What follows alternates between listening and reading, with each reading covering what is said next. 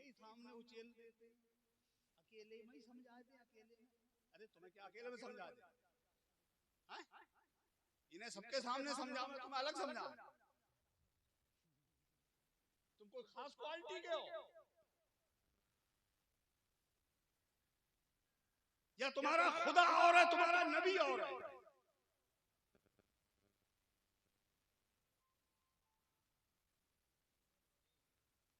तो जब सबका खुदा एक है, सबका मुस्तफा एक है, सबका कुरान एक है, तो सबके लिए नबी का फरमान एक है। बेशक, हक, सुभान अल्लाह, माशाअल्लाह। मेरे अजीज भाइयों, ये बहुत दर्दनाक कैफियत है हमारी।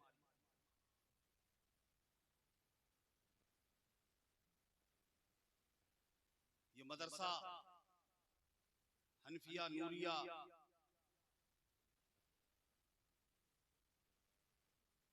जिसकी चार दीवारी में रहकर के कुछ बच्चे अपने सीने को इल्मे दीन के जरिए रोशन और मुनव्वर कर रहे हैं। उस्ताजुल कुर्रा हाफिजुल कारी हजरत मौलाना इरशाद नूरी साहब क़िबला के ज़ेर एहतमाम ये जलसा संवर रहा है, आरास्ता हो रहा है। इसके अराकीन, इसके कमेटी वाले वो भी कोशा होंगे, वो भी देख रेख कर रहे होंगे। है यहाँ कोई कमेटी का? है यहाँ पर मदरसे की कमेटी में से है कोई यहाँ? अच्छा माशाअल्लाह, एक साहब तो दिखे।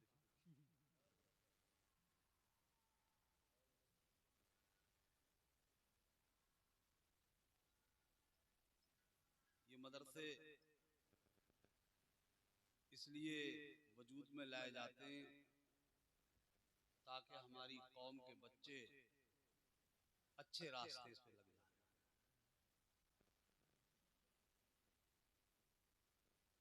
ताकि हमारी कौम, हमारी नस्ल अच्छा रास्ता इख्तियार करे, अच्छे रास्ते पे चलकर वो दुनिया वालों के लिए भी नमूना बने और अपनी आखिरत सुधारने वाले भी बने।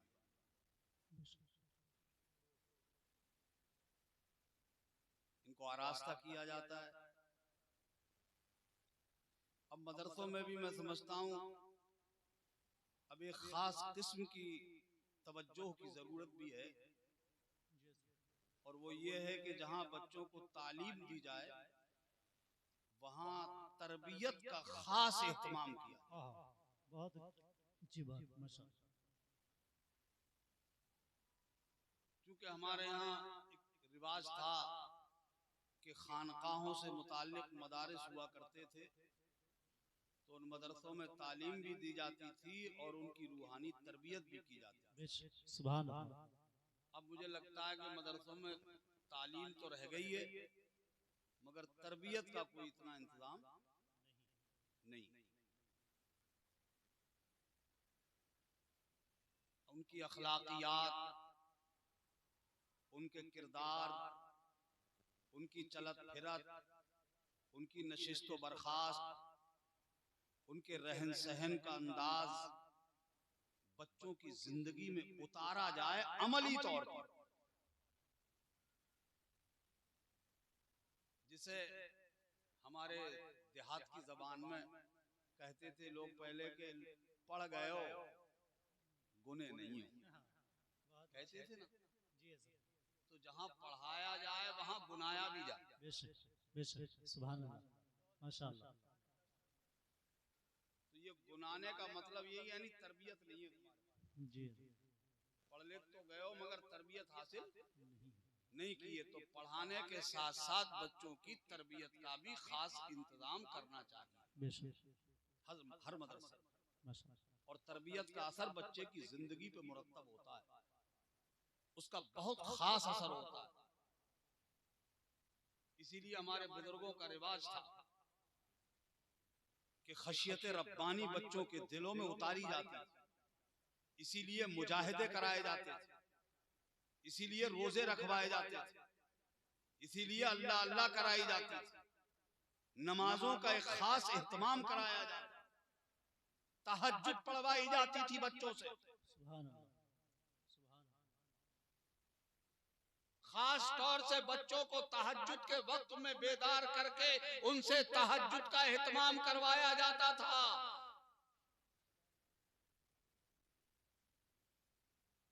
ताकि दिन के उजाले में हम बच्चों का जाहिरी जिस्म आरास्ता कर सके और रात के अंधेरे में बच्चों की रूह को मुनव्वर और ताबनाक बना सके। वाह, जिंदाबाद, जिंदाबाद, वाह वाह,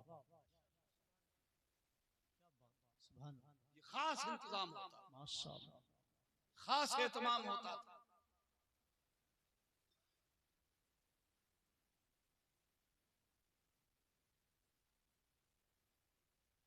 और उसके लिए आज हम लोग अपनी आवाम, अपनी कौम को बुजुर्गों के साथ जोड़ने की कोशिश करते हैं। ये पीरा मुरीदी क्या चीज है?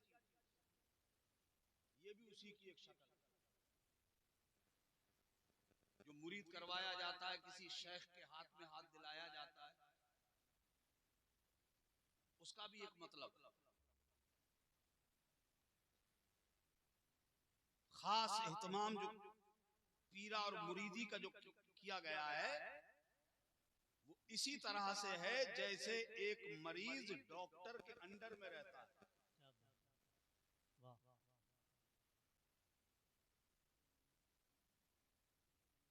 डॉक्टर की निगरानी में रहता है। इसी तरह से एक मुरीद पीर की निगरानी में रहे। क्योंकि मर्ज दो तरह के होते हैं, एक मर्ज जिस्मानी होता है और एक मर्ज रूहानी होता है। जिस्मानी मर्द का इलाज कराने के लिए हमारे पास मराकिज़े इलाज हैं, इलाज के मरकज हैं, हॉस्पिटल्स हैं, तबीब हैं, हकीम हैं। एक तबीब साहब सही बैठे हुए, अल्लामा मुफ्ती आमिर जफर साहब, माशाअल्लाह, सुभान अल्लाह, ये भी तवाबत का काम कर रहे हैं, इनका भी मतलब है। ये जिस्मानी इलाज करने वाले लोग डॉक्टर हैं, ये इलाज कर रहे हैं जिस्मानी। रूह का इलाज कौन करेगा? जैसे जिस्म बीमार होता है ऐसे ही रूह बीमार होती है। तो जिस्म का इलाज करने के लिए तो डॉक्टर हैं, हकीम हैं, तबीब हैं, और रूह का इलाज कौन करेगा? अगर रूह बीमार हो जाए तो इलाज कौन करेगा? तो आपको शायद ताज्जुब हो इस वक्त कि हम तो जिस्म की बीमारी के बारे में सुनते आए थे, क्या रूह भी बीमार होती है? ये तो हम पर इंकिशाफ कभी नहीं हुआ, कभी हमें मालूम नहीं हो सका कि रूह भी बीमार होती है।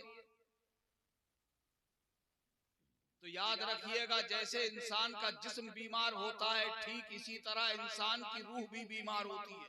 बेशक, क्या बात। अब आप कहेंगे कि जिस्म बीमार होता है ऐसे ही रूह बीमार होती है, तो हम ये कैसे जाने कि हमारी रूह बीमार हो गई? जैसे हमारा जिस्म बीमार होता है, हमें उसके बारे में इल्म हो जाता है कि हमारा जिस्म बीमार हो गया। मैं कहूंगा मेरे भाई इतना तो बता दो, अगर तुम्हारा जिस्म बीमार हो जाए तुम्हें कैसे इल्म होगा, तुम्हें कैसे पता चलेगा कि हमारा जिस्म बीमार हो गया?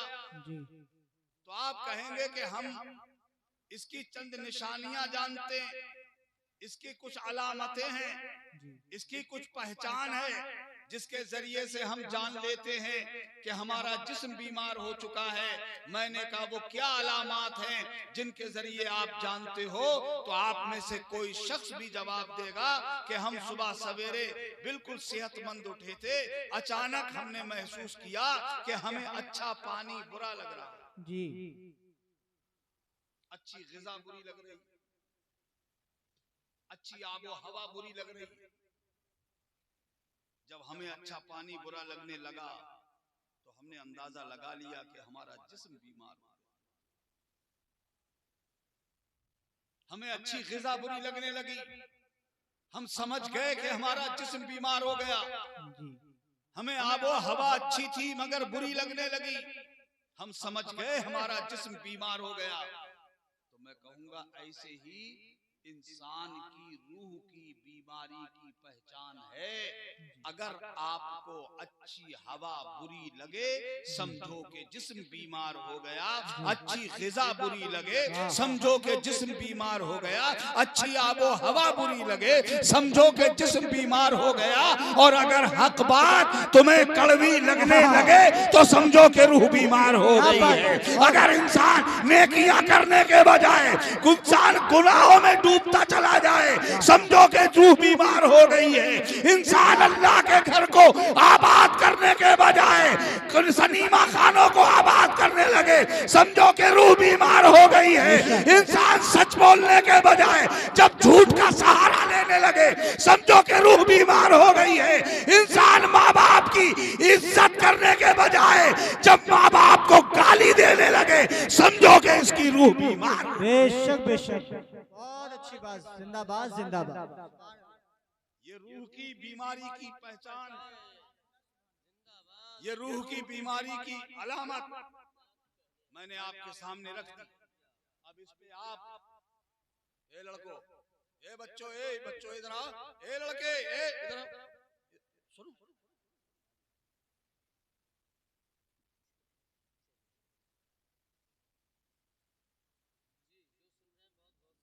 बात समझ आ रही है? असल में सिर्फ तरबियत मदरसों ही में न दी जाए जी,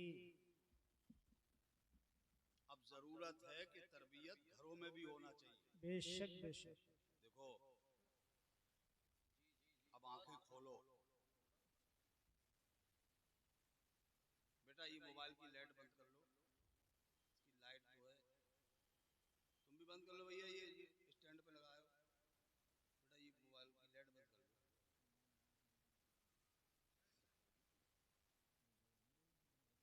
अब आंखें खोलने की जरूरत है। ये जो रात दिन हम लोग भागे फिर रहे हैं, न दिन का पता न रात का पता, बस इसी कोशिश में है पैसा पैसा पैसा, दौलत जल्दी से इकट्ठी कर लें। और इस दौलत इकट्ठे करने के चक्कर में हम बच्चों को देख ही नहीं रहे। सही बात। टाइम नहीं है हमारे पास कि हम बच्चों को लेके बैठे कर भी अपने बच्चों के बीच में बैठे, उनसे जानकारी लें, कुछ अपनी उन्हें सुनाएं, कुछ उनकी सुने जी। अब तो ये है कि साहब बाप सुबह सवेरे उठा और निकल गया, रात में किसी टाइम आके सो गया, 8-8 दिन हो जा रहे हैं बच्चों से मुलाकात ही नहीं हो रही। सही बात। क्योंकि बाप के उठने का टाइम और है और बेटे का उठने का टाइम और। सही बात। मुलाकात हो ही नहीं रही। 15-15 दिन हो जा रहे हैं, महीना भर हो जा रहा है, बाप से बेटे की मुलाकात नहीं हो पा रही। एक छत के नीचे रहते, एक घर में रहते और फिर भी मुलाकात नहीं होती। मेरे भाई, ये दुनिया तो नहीं चाहेगी कि तुम बच्चों से मिल सको, ये दुनिया तुम्हारे और बच्चों के बीच में दीवार बन के खड़ी रहेगी। मगर इस दीवार को तोड़ के थोड़ा वक्त निकालो, अपने बच्चों के बीच में बैठा करो, उन्हें अपने पास बिठाया करो, उनसे भी जानकारी लिया करो, कुछ अपनी जानकारी उनसे साझा किया करो, आपस में एक दूसरे से शेयर करो, एक दूसरे की जानकारी लेने की कोशिश करो। आप ये बच्चों पे नजर रखो कि मेरे बच्चे की सोसाइटी क्या है, मेरे बच्चे की संगत क्या है, मेरे बच्चे की नशिस्तो बर्खास्त क्या है, मेरा बच्चा कैसे लोगों के बीच रहता है, इसके दोस्त कौन है, इसके यार कौन है, इसके चाहने वाले कौन हैं, ये किन लोगों के बीच बैठ के जिंदगी गुजार रहा है। जिन लोगों के साथ मेरे बच्चे का याराना है, मेरे बच्चे का दोस्ताना है, उनका बैकग्राउंड क्या है, वो नशेड़ी तो नहीं है, वो बिगड़े हुए लोग तो नहीं है, वो समझे आप समाज की बीमार रूहें तो नहीं है, वो ऐसों के साथ मेरा बच्चा तो नहीं लग गया है। ये तो जानकारी आपको लेना ही चाहिए। अगर आपका बच्चा ऐसों के बीच में जाने की कोशिश कर रहा है या नादानी के तौर पर ऐसों के बीच में फंस गया है, तो तुम्हारी ड्यूटी है कि ऐसी बद सोहबतों से अपने बच्चे को निकालो और उसे रसूलुल्लाह के बताए हुए रास्ते पे लगा दो। उसे अच्छे समाज में लाने की कोशिश करो। उसे बताओ बेटा, तुम क़िमारबाजों के साथ जीने के लिए नहीं आए, बदमाशों के साथ जिंदगी गुजारने नहीं आए, ये बद अखलाकों के साथ रहने के लिए नहीं आए, झूठों के साथ रहने नहीं आए। तुम सच्चे नबी का कलमा पढ़ने वाले सच्चों के साथ जिंदगी गुजारने आए हो, सच्चाई के साथ। नारे तकबीर, नारे रिसालत, नारे गौसियत, मसलके आला हजरत मदरसा हनफिया नूरिया हजरत अल्लामा हनीफुल कादरी साहिब किबला जिंदाबाद। कभी बच्चों से सीखे हम, कभी बच्चों को सिखाएं, उनसे तो कुछ जानकारी लें, हम मालूमात करें उनसे, मगर हमारे पास वक्त ही नहीं। किनके साथ रहता है हमारा बच्चा, कहां जाता है हमारा बच्चा। और सिर्फ इतना ही नहीं, आज जरूरत इस बात की है कि बच्चों पर आप बेजा एतमाद भी मत करो, बेहिसाब भरोसा भी मत करो, इसलिए कि आपका बेजा एतमाद करना भी बच्चे को बिगाड़ सकता है। सही। और उसका नतीजा आप देखते ही हो। हमारी तो बेटी जवान है, कॉलेज में पढ़ रही है, हमें तो पूरा भरोसा है, पूरा भरोसा है। थोड़े दिन के थोड़े दिन के बाद चला चमार के साथ चली,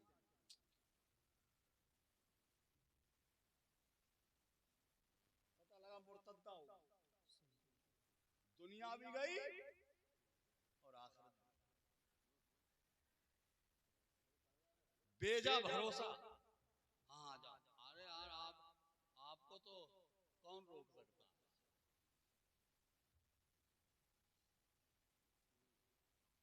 मैं गलत नहीं कह रहा, बेजा भरोसा भी बच्चे को बिगाड़ सकता है। बेशक। इसलिए कहीं तुम रात में ये देखते हो कि हमारा बच्चा कंबल में मुंह दबा के सो रहा है, कभी कभी तो उसका कंबल भी खोल के देख ले करो, कहीं ये सो रहा है या कान में लीड लगा के कुछ और कर रहा है। जी बोलो, बात सही है गलत है, कुछ तो बोलो यार।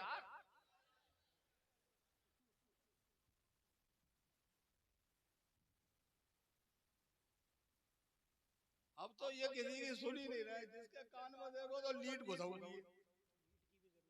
अब तो लीड क्या, वो लीड है ही नहीं, खाली इतना बड़ा फुंदना घुसा हुआ है कान में, छुंची वो।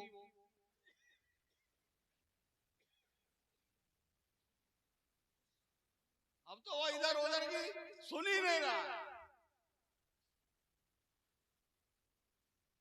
उसे क्या पता अम्मा बुला रही है, उसे क्या पता अब्बा बुला रहे।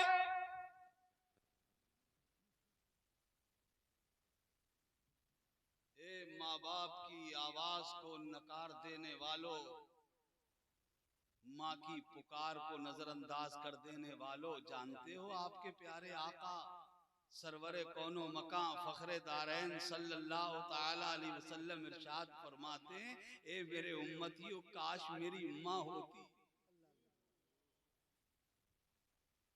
मेरी माँ सैयदा आमना होती और मैं मोहम्मद नमाज में होता, और मेरी माँ आमना मुझ मोहम्मद को मोहम्मद कह के पुकारती, तो ये मेरे उम्मतियों, मैं मोहम्मद नमाज छोड़ के अपनी माँ की खिदमत में हाजिर हो जाता।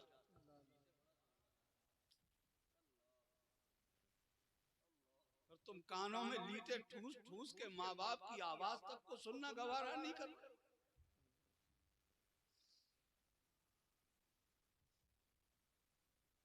ये नाशुक्री तुम्हें बहुत महंगी पड़ेगी। और आजकल हम शुक्राने अदा कर ही कहां रहे हैं, नाशुक्री की आदत बनी हुई है हमारी। अल्लाह के नबी फरमाते हैं शुक्रगुजार बंदे बनो, इसलिए कि अल्लाह को अपने शुक्रगुजार बंदे बहुत पसंद है। और हम अल्लाह का शुक्र अदा कर ही नहीं रहे। अल्लाह हमें हजारों नेमतों से नवाजता है, हम उसकी नेमत हासिल करते हैं मगर शुक्र अदा नहीं करते। कितनी नेमतों से अल्लाह ने हमें और आपको माला माल किया है, नेमत अल्लाह की इस्तेमाल करते, शुक्र अदा नहीं करते।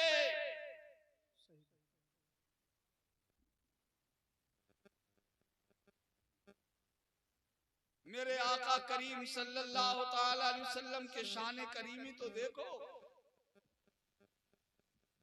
मेरे हुजूर अल्लाह के कैसे शुक्रगुजार बंदे, सारी सारी रात मेरे आका अल्लाह की बारगाह में खड़े रहते, लंबा लंबा क़याम फरमाते। मेरे मुस्तफा, हदीसों में आया है कि मेरे हुजूर के पांव मुबारक सूज जाते, वरम आ जाता था। बाद रिवायतों में आया है कि हुजूर के पैर शक हो जाते, हुजूर के पैर मुबारक में जो सूजन आती उससे फटन हो जाती पैरों में, उनसे खून निकल आता। हम सब मुसलमानों की मुकद्दस माँ हजरत सैयदा तैयबा ताहिरा हजरत आयशा सिद्दीका रदी अल्लाह ताला अन्हा रो कर के हुजूर से अर्ज करती, हुजूर आप तो सैयदुल अंबिया हैं, इमामुल मासूमीन हैं, आका आप तो मासूम हैं, मेरे हुजूर इतनी मशक्कत क्यों उठाते हैं? तो मेरे हुजूर फरमाते, आयशा क्या मैं अपने अल्लाह का शुक्रगुजार बंदा न बनूं? अल्लाह अल्लाह अल्लाह। कभी हमारे मुंह में से भी निकलता है एक आध बार कि अल्लाह तेरा शुक्र।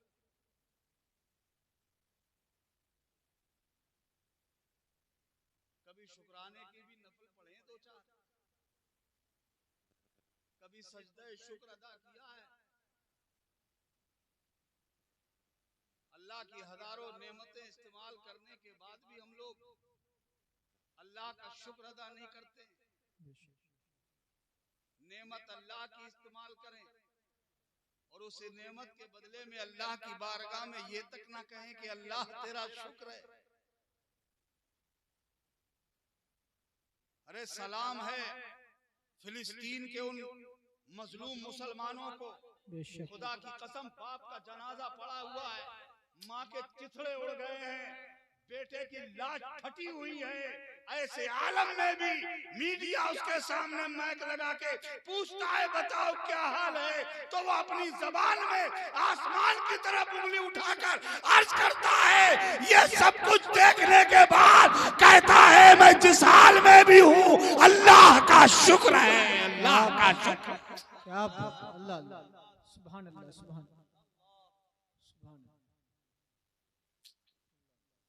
और हम ऐश में रहने के बाद